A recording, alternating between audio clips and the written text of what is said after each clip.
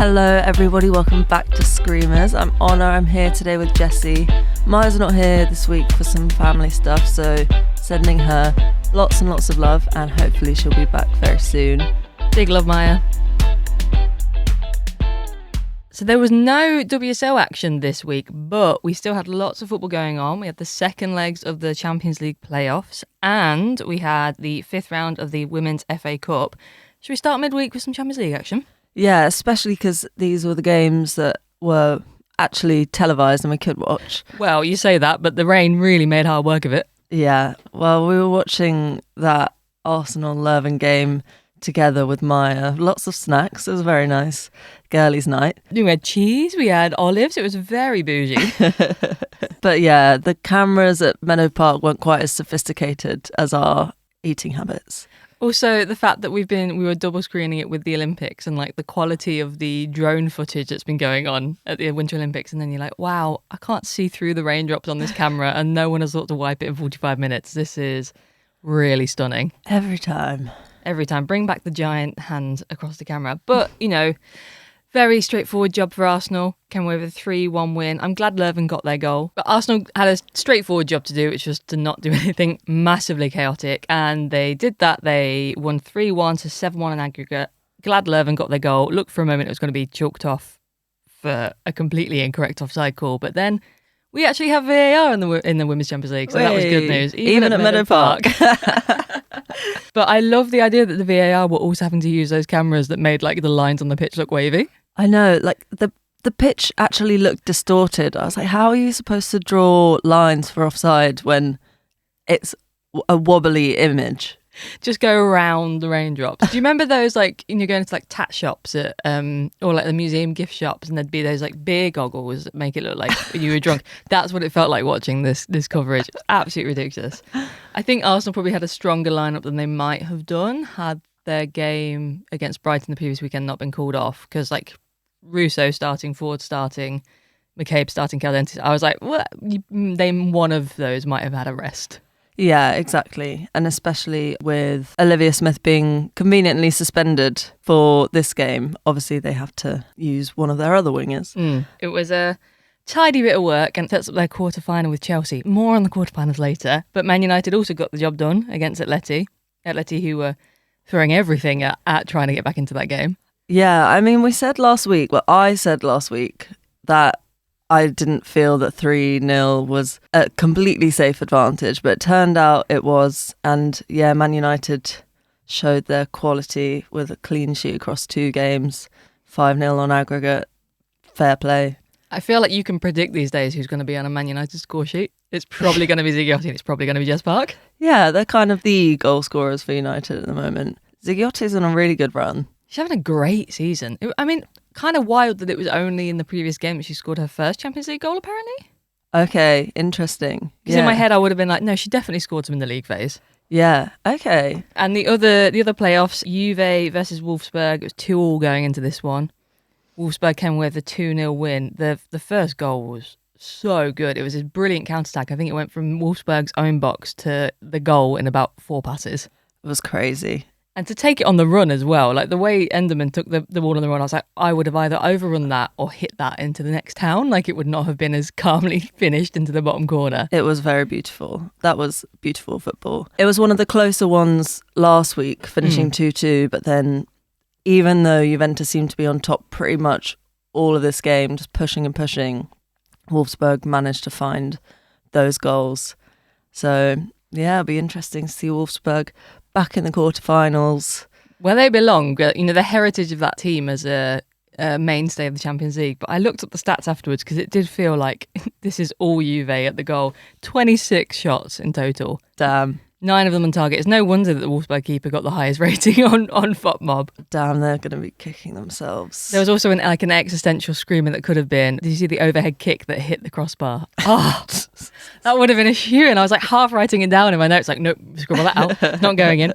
The other playoff was the culmination of Paris FC versus Real Madrid, which again was quite close after the first leg, 3-2 to Real. And then the early red card for Paris FC really just made things a bit more straightforward for Real Madrid. It's set up an interesting quarterfinals. So the 4 quarterfinals we've got coming up are Chelsea versus Arsenal, which, you know, to the delight of all London-based fans. I can't wait. Yeah, it's going to be really good. That's like 2 legs that I can go to, and it's going to be great. I love Arsenal-Chelsea. I love Chelsea-Arsenal. Which way round do you prefer? I don't know. I think it's always fun, and I like how you can just never predict what's going to happen. Yeah. It'll be really interesting to see them play over 2 legs, because that second leg at Stamford Bridge, I feel like is going to be a really exciting game. Who knows what will have happened in the first leg, but I feel like second leg, either team will think anything can happen.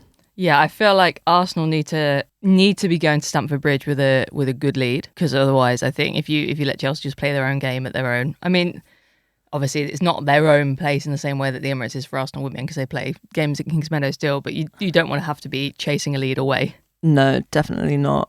Even though we have seen Arsenal do pretty well at Stamford Bridge this season. So who knows? Other quarterfinals, we've got Man United against Bayern. Yeah. That's going to be a tough one for Man United, but I think a really good game. I think, again, though, if they can get a good result at home, yeah, Bayern always seem, for how good they are, they often seem to get the yips when it comes to the knockout stages. For the quality of that squad, I don't think they have imposed themselves on this competition as much as they should have. If Man United can keep their heads, they've probably got the strongest squad for this stage of the competition that they possibly could have. Yeah, I think so. I don't know when Ella Toone is going to be back to match fitness. I think she might be away still. Right. But other than Toone, off the top of my head, I can't really think of any big injuries for them, which also speaks to how well Mark Skinner's actually done at managing the squad across multiple competitions, which probably isn't something that we expected to say a year ago.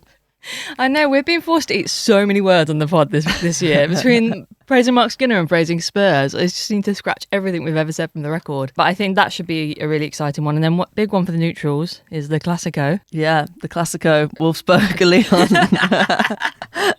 The famed fixture of women's football.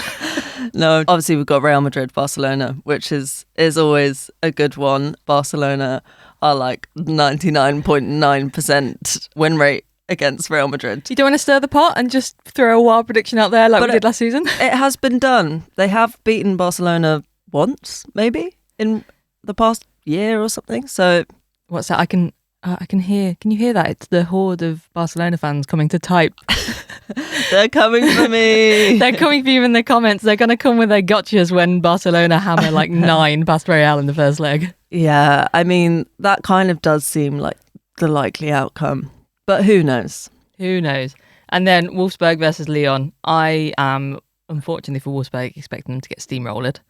Yeah, I think so, because they just haven't looked that strong at all throughout the whole Champions League. They had some wobbly moments, and then obviously to win against Juventus was pretty fortunate, I guess. But yeah, that's another kind of European classic. Yeah. 2 women's European greats. So that's always a fun one. It'll be exciting to watch. They did play each other in the league phase, those two, and Lyon did win 3-1. I think Wolfsburg have so many flashes of quality across the pitch, but if it doesn't click, I just don't think they're gonna get a foothold in that fixture with the stacked bench at Lyon. Yeah, and Lyon just looks so well coached and fearless. Yeah, most of the time. Whisper it. Is this Lyon's year again? It could be. I don't know. I think overall the quarterfinals, 4 great games. I don't think we could have asked for much more. They're generally exciting, even. It's none of these games are going to be a walkover for any team.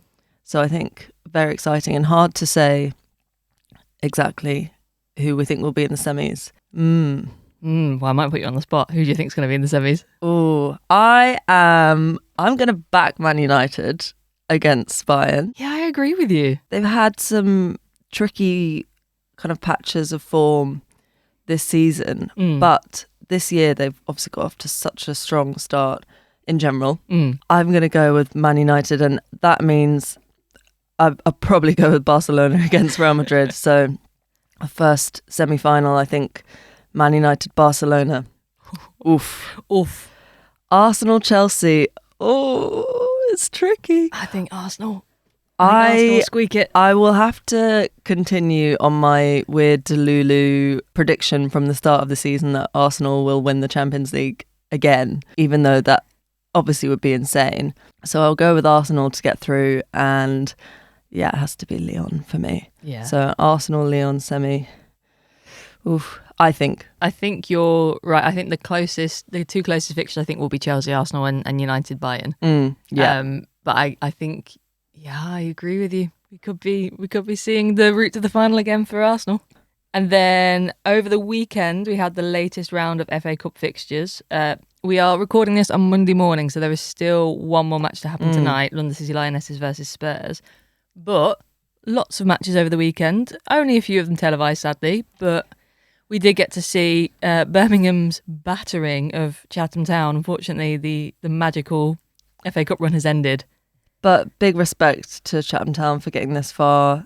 I mean, I'm sure that will have a huge impact for the club with the prize money that they're getting. I remember Keith Buonis spoke before about how important this is for a club like Chatham Town. So well done, Chatham. Yeah.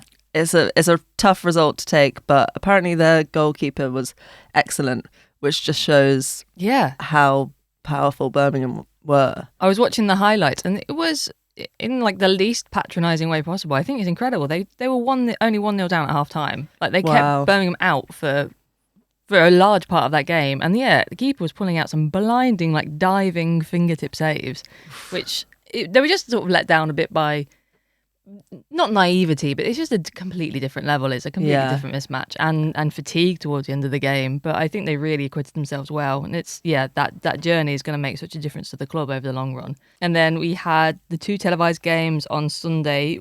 First one was Chelsea versus Man United, which went to extra time. Extra time. This game was the end of set piece defending because, my God, it was terrible. All the goals came from terrible defending from set pieces.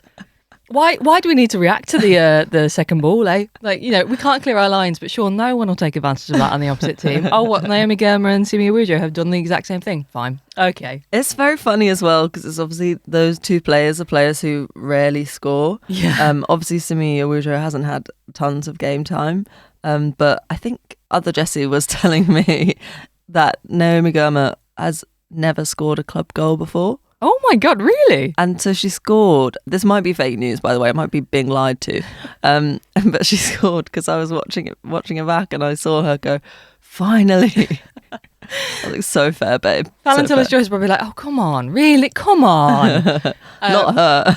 It was like it was a fun game to watch as a neutral because it was super high tempo and really frenetic. No one really felt like they were properly putting their mark on the game. Like, I think Chelsea were taking way more opportunities and Man U weren't getting their shots off, which I think they'll probably kick themselves for in the end. I really enjoyed the Mallard Carpenter battle down that wing as well. That's a really fun matchup. It was kind of like just like a slugfest. Like, it was all Mallard in the first half and it was all Carpenter in the second half. And I think the thing it kind of showed up for me with Melvie Mallard this game is that she does all of the hard work and then it's still her decision making, like when she gets into the box, that I think lets her down. Yeah. She had the beating of Carpenter quite a few times, or put herself in really great positions, and then just decided to take an extra touch, or decided to try a ridiculous shot when a simpler pass was there. Yeah, I think she's one of those players where sometimes her instinct really is spot on, and she just can score the most amazing goal or make a great pass, without even thinking. But then a lot of the time it is a bit of a struggle with decision making. So it's great that they've got options as well. With Turland, I would say, is probably the opposite. She's generally very cool in front of goal. So it's good to have options. It did look like they were going to get back into it because I think they reacted really quickly from the first one down. I really enjoy how Kingsmeadow, every single sound is picked up on every single camera, including obviously Sonia subbed on Sandy Baltimore at half time and then spent the next 10 minutes just shouting Sondi. It was like listening to your impression again on repeat. So funny. Ridiculous. But it also picked up Erin Cuthbert at one of the throw-ins telling all the Chelsea players, get fucking closer to them, which I thought was... I did hear that. That was hilarious. Loud and clear. There was a lot of like WSL team energy with Erin Cuthbert swearing. We had Sam Kerr waving bye-bye to the Man United fans after Germa scored. Obviously, Sam Kerr scoring. That's pretty vintage as well. Yeah. So Man United keepers hate to see her come in. And the other game, which also finished 2-1, was the Merseyside derby.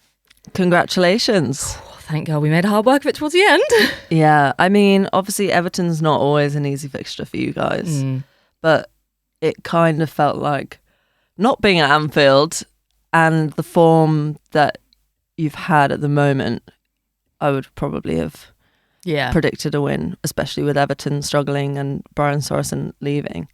But Kerry Holland, she is just continuing to dazzle every week. She can just do a free kick masterclass. Just every single one of them was just whipped across in the most dangerous way. It did feel like it was going to take a really good moment to open them up originally, because Everton were set up really well. They were really compressing that space in midfield, and know that we are really committed to doing the playing out from the back and going through the midfield. So if you compress that space, you're probably going to make a mistake, which there were so many errors in possession from Liverpool. And Jen Beattie and Comms was asked, like, what do you think it's going to take to open this game up? And she went, from Liverpool's perspective, probably a mistake. I was like, great, thanks, Jen, thanks. If we're going to do that possession game, I think we just need to get a little bit faster.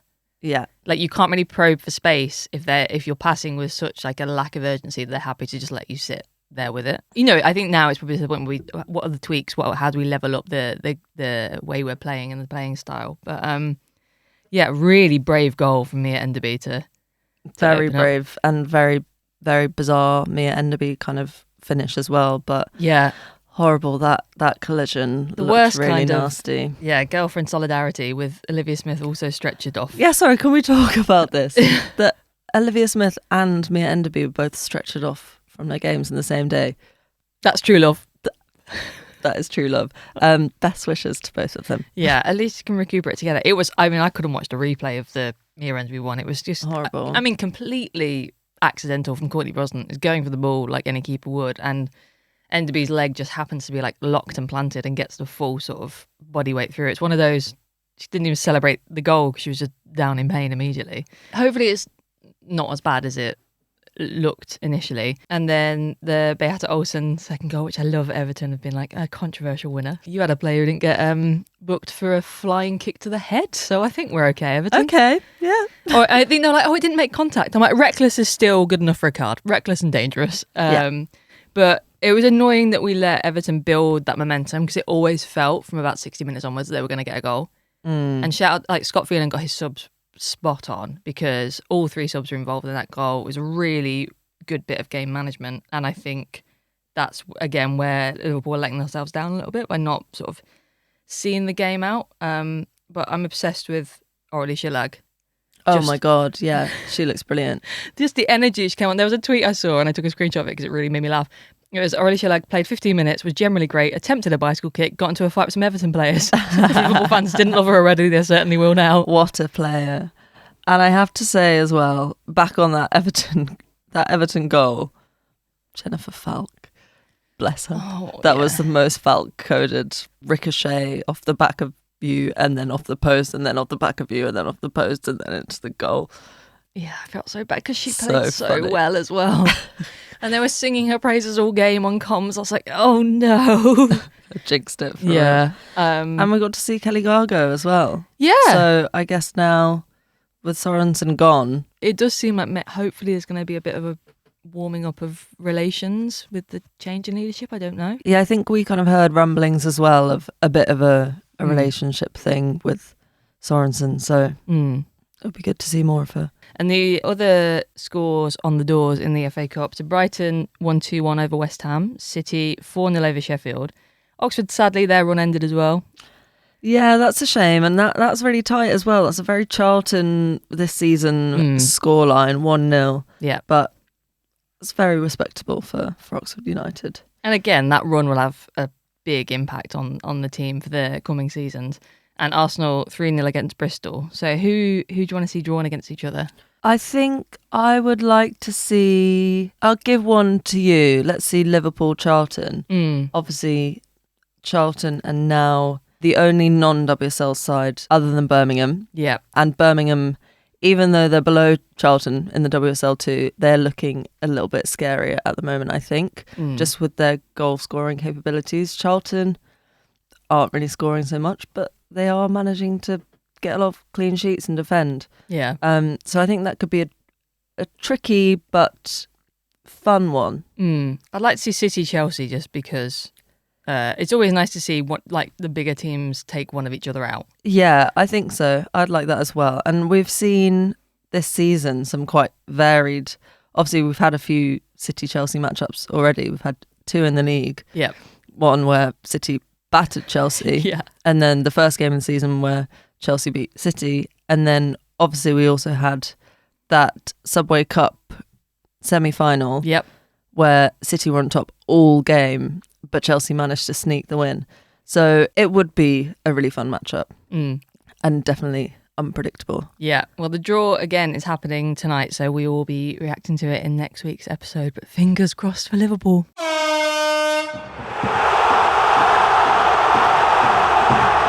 It's time for us to choose our Screamers of the Week. There were plenty of good goals in the Champions League and the FA Cup this week. Jessie, what are you going to go for? I think I'm going to go for, well, one of Birmingham served up many to pick from, but I'm going to go for Hertray's third goal versus Chatham Town in the FA Cup match.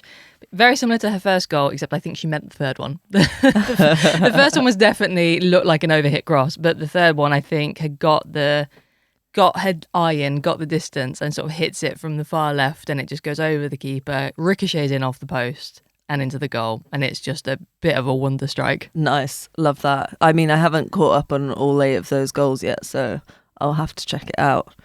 I think I'm going to go for... I want to shout out a bit of Champions League action from midweek. Obviously, Jess Park scores her classic Jess Park trademark screamer. Yeah.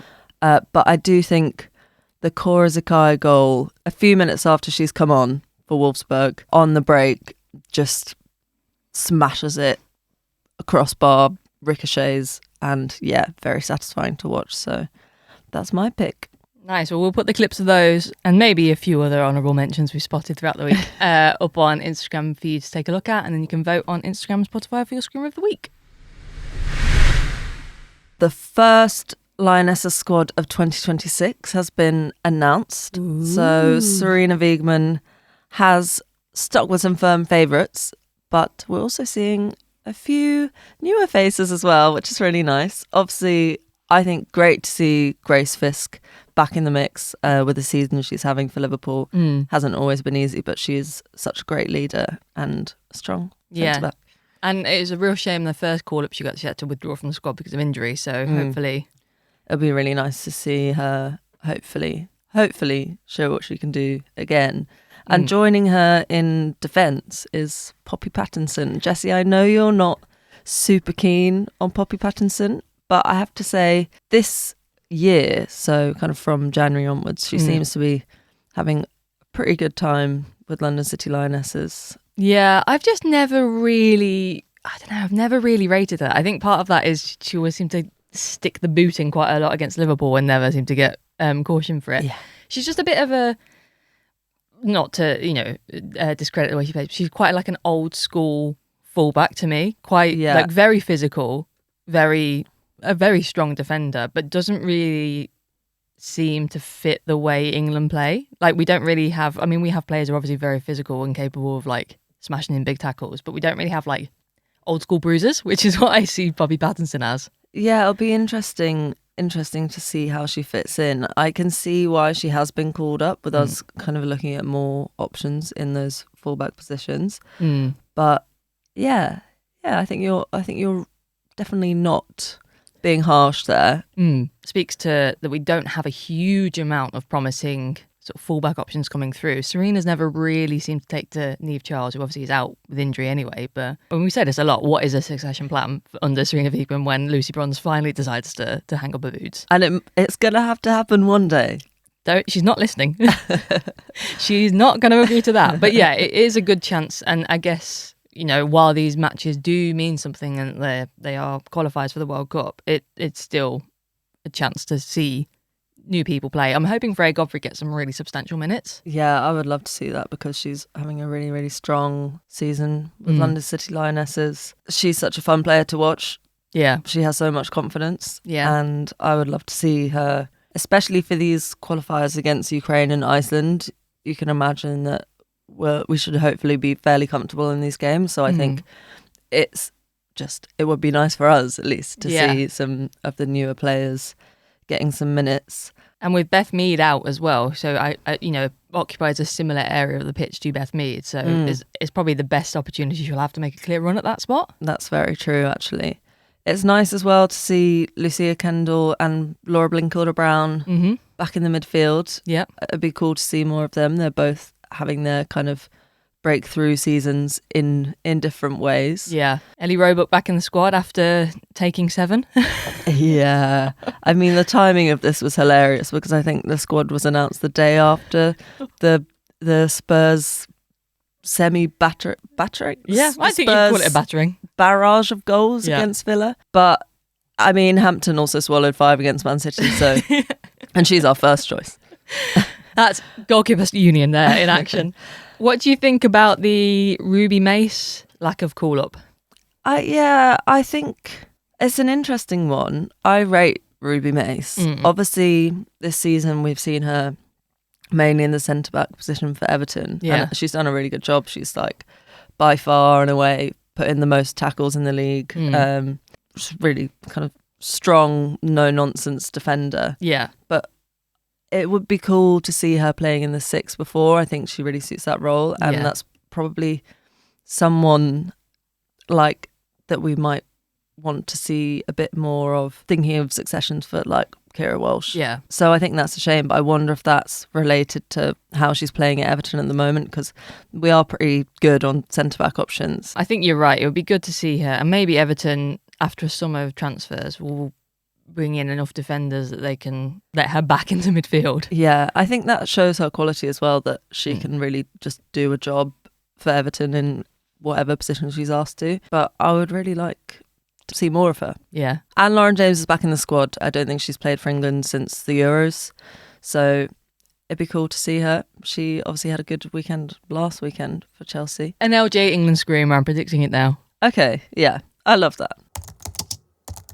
And before we go, should we check in on the Woso Community Noticeboard? It sounds like you have a whole newspaper lined up for me. Read all about it. I mean, where to start? Should we start with London City Lionesses managing to piss off everybody by hosting a game at the Den at Millwall's ground? Yeah? Millwall had to apologise to the Millwall Lionesses and the Millwall Supporters Trust for this, by the way. Oh my God. So for people who don't know the backstory, London City Lionesses was kind of formed by breaking away from Millwall Lionesses, and it was a very messy divorce, fueled by Michelle Gang's money. And now, because of LCL's game against, I can't remember who it is, has been brought forward, and Bromley, who also play at Hayes Lane, already had a fixture scheduled that day. So now they're having to play it at the Den. And Millwall have been like, yeah, sorry guys, we really should have consulted you before we said, and we won't do any more fixtures with London City Lionesses at the Den, and we'll give all the money for this to the Millwall Lionesses. But it's like, wow, imagine a fixture change causing this level of ag. I mean, yeah, it makes sense. I'd be fuming. Yeah. It shows how at so many levels London City Lionesses is disrupting, whether you see it as a positive or a negative. Like, it disrupts so much about the women's football scene, and it's interesting to see that, the feelings are really, really not cool with the divorce of Millwall. So that was funny. But did you see, considering our Winter Olympics obsession, did you watch the Ice Gala? No, don't, because I was trying to catch up yesterday. Yeah. Because I am obsessed with Stateside by Pink Pantheress and Zara Larsson. And when I saw the day before the gala, the list of dancers and their song choices, I was like, oh my God, I need nothing more than to see Alyssa Liu dancing on the ice to Stateside. However, I was at a birthday party, which was lovely. Happy birthday, Eva. Wouldn't change a thing, but I did miss the gala. Well, when you go back and watch it, I also urge you to go and watch the 2 Spanish ice dancers who did a football-themed routine. Love. Came out in full football kit, including football socks, in their ice skates. Did it to Tub Thumping by Chumbawamba, U2 Beautiful Day, and Freed from Desire. I think it was choreographed by someone who's watched a lot of ITV and BBC football montages. That is hilarious. Did a penalty shootout on ice. Oh my God. And then went around in the Spain flag. Like, it was just incredible. Then, like, signed the footballs and kicked them into the crowd. I'm obsessed with everything about it. How have I not heard about this? This is hilarious. I need to go back and watch it. They were taking the penalties, and it's Tim Dieck goes to, like, he misses it deliberately and he's sliding off. But you're like, well, you're on ice. So he just keeps sliding away to get up really quickly to come back. But that was, you really need to go back and watch that amongst the other great routines. Yeah, I was trying to find stuff yesterday, but I couldn't. But now I'm determined to see this thing of beauty. Also, Lucy Bronze at Magic Mike. Oh my God, yeah, how could we forget? Happy birthday, Yo-Yo, Richard Canneridge. Looks like a great night out.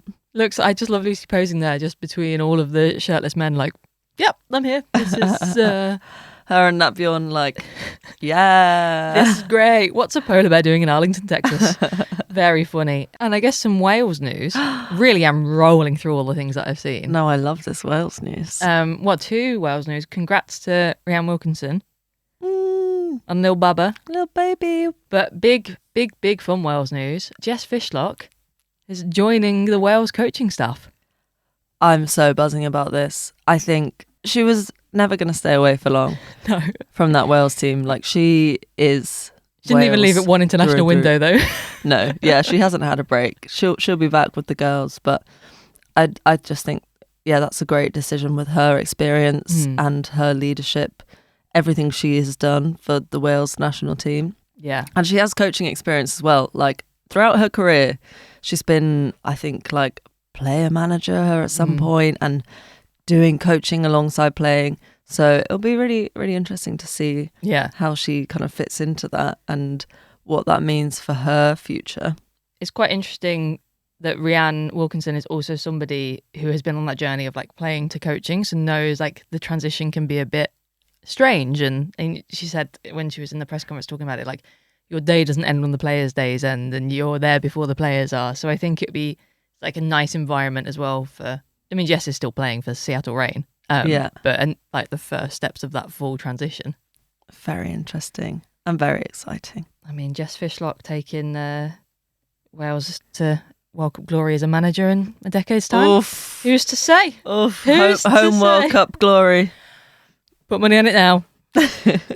And last one, shout out to Partick Thistle. They won their last game before the split to lock in their top 6 spot in the SWPL. Oof. That is exciting stuff. I have to admit, I've slipped a bit on SWPL since our wonderful friends at How's Your Touch have stopped doing their pod and writing. Really missing them as my look into the SWPL. So any other SWPL news or accounts or pods, I'm ready to lock in. I'm hiring. That's all we've got time for on Screamers this week, but come back next week when we'll be getting stuck into the international window. But until then, make sure you follow us on Insta, TikTok and YouTube at screamers_pod, or drop us an email at screamerspod@gmail.com. And follow, rate and review us wherever you're listening to us right now so we can reach more women's footy fans. Bye. Bye.